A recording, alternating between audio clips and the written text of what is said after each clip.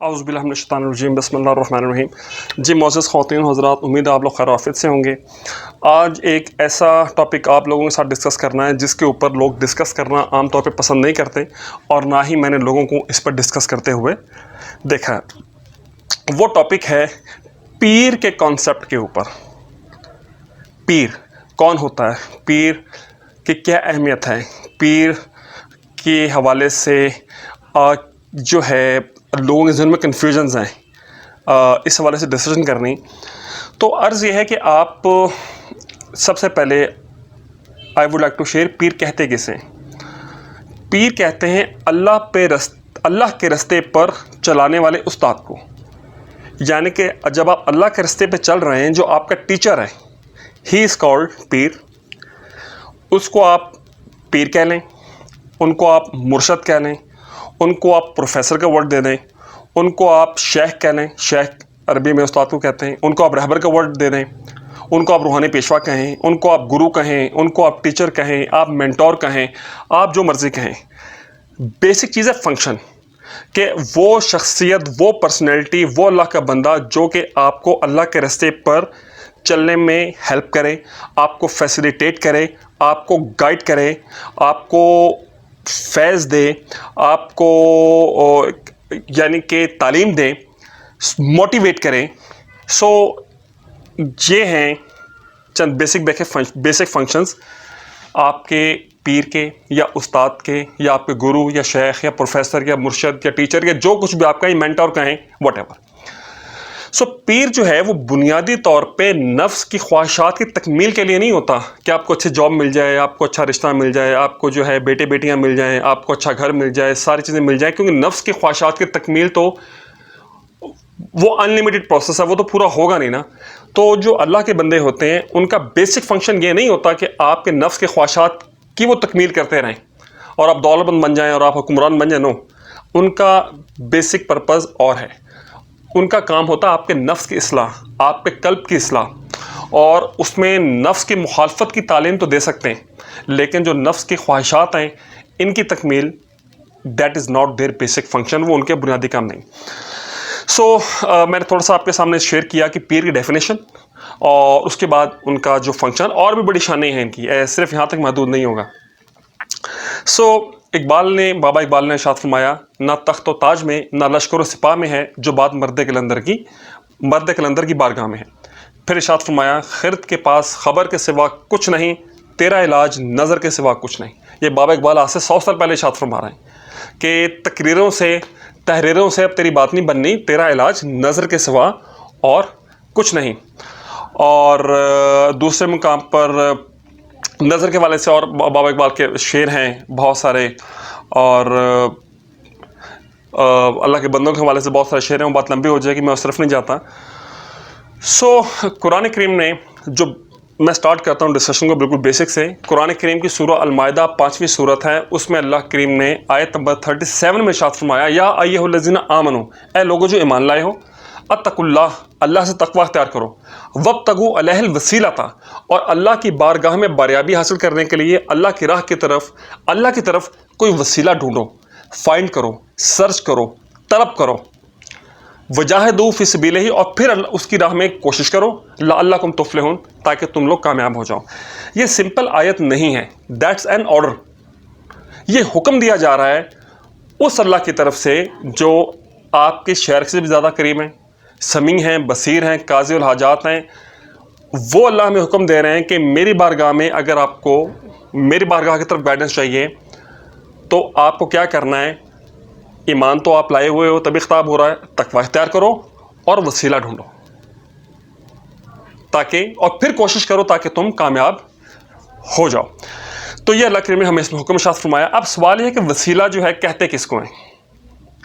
وسیلہ جو ہے اس سے کیا مراد ہے؟ اس پہ اپنے انڈرسٹینڈنگ شیئر کرنے سے پہلے میں آپ کے ساتھ ایک اور آیت ڈسکس کر لوں، سورہ بنی اسرائیل کی، اسی ٹاپک سے ریلیٹڈ ہے، آیت نمبر 56 اور 57۔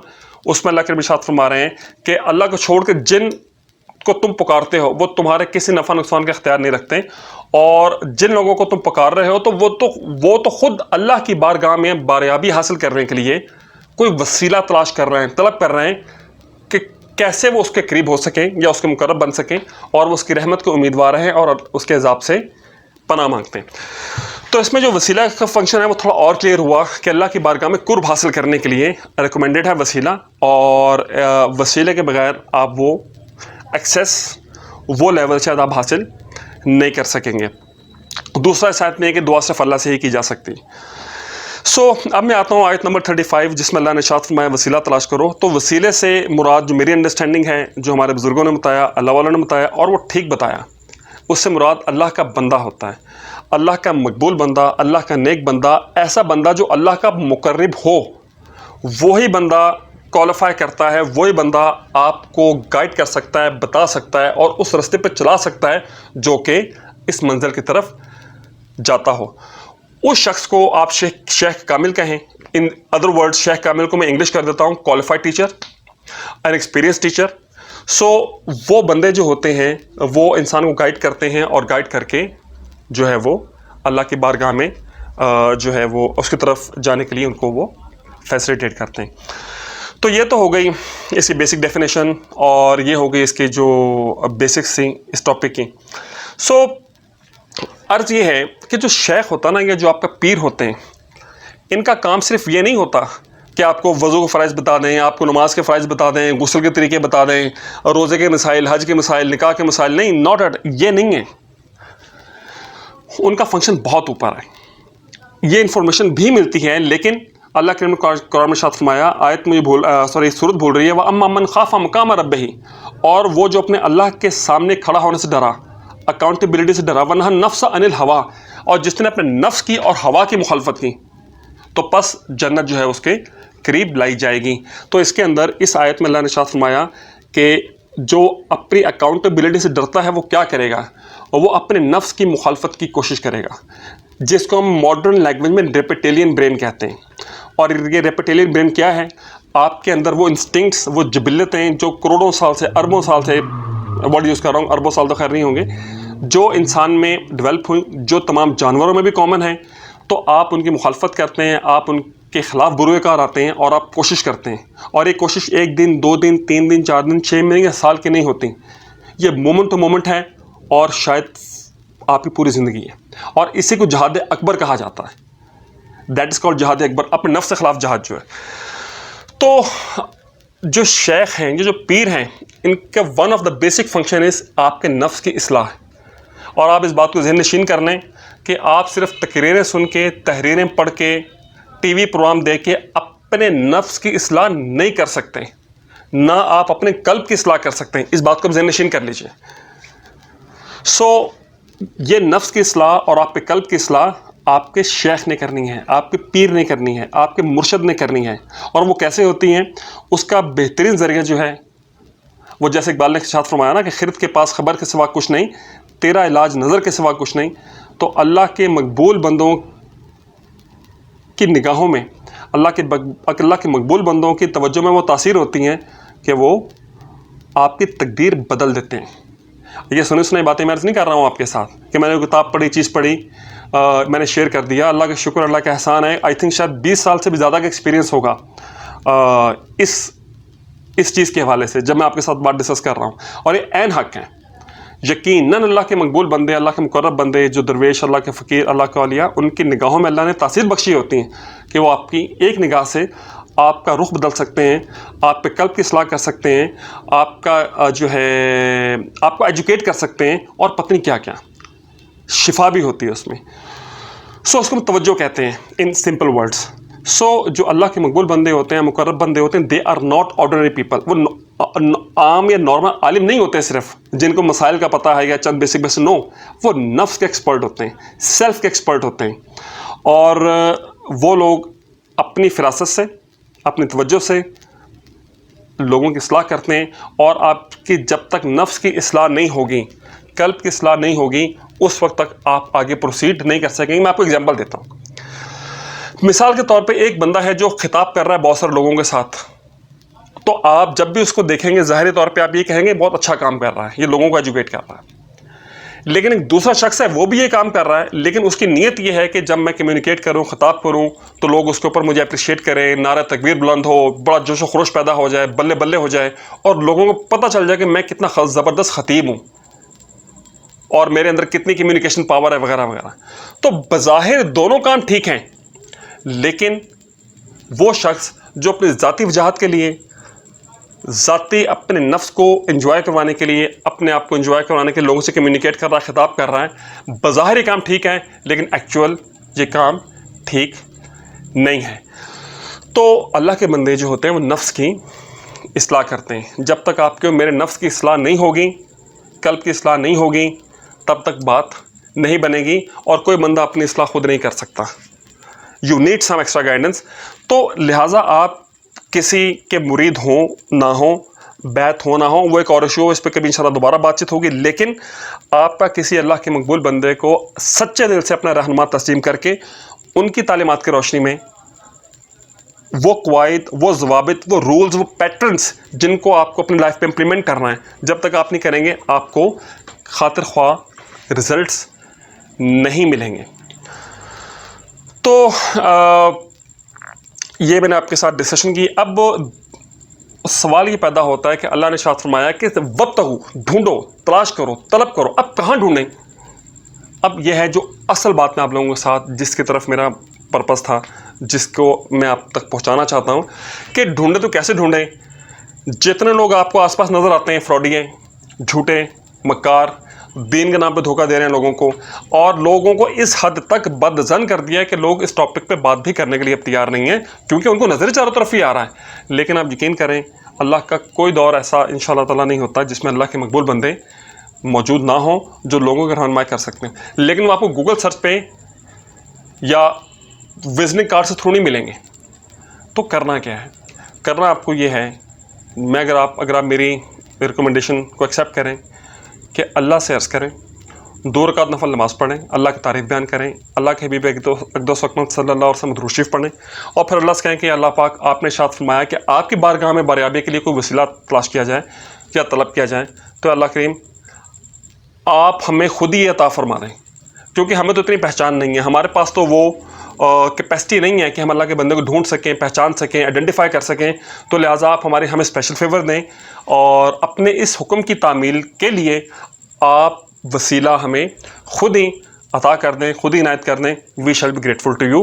اور انشاءاللہ تعالیٰ العزیز جب اللہ کی طرف سے آپ کو کوئی نہ کوئی یہ ایشورنس ہو گئی، ایکسیپٹنس ہو گئی، تو مستقبل میں ایسے سبب بنیں گے جو آپ سوچ بھی نہیں سکتے، اور انشاءاللہ تعالیٰ اللہ اپنے کسی مقبول بندے کی طرف، رہبر کی طرف آپ کی رہنمائی فرما دیں گے، اور انشاءاللہ آپ سے ملا دیں گے۔